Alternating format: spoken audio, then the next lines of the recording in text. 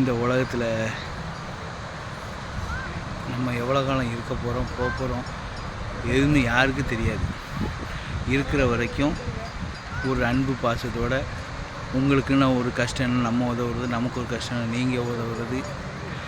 சில பேர் இருக்காங்க எதுக்கு சண்டை வந்துச்சுன்னு அவங்களுக்கே தெரியாது. ஆனால் எத்தனையோ வருஷம் அந்த பகை இருக்கும். ஆனால் அவங்க அந்த எதுக்கு சண்டை வந்துச்சுன்னே தெரியாது, மறந்துடுவாங்க. ஆனால் பகையோடு இருப்பாங்க. எதுக்கு? இன்றைக்கி நேபாளத்தில் நடந்த சம்பவம் காலையில் 11 மணிக்கு உலகையே நிலகுலை செய்திருக்கு. அப்படி ஒரு பேரழிவு, ரொம்ப கஷ்டமாக இருக்குது. அப்படி மக்கள்லாம் சுருட்டி கொண்டு போகுது வெள்ளம். அவங்களாம் நினச்சி பார்த்துருப்பாங்களா என்ன இந்த நேரத்தில் இது நடக்கும் தெரியுமா? தெரியாது.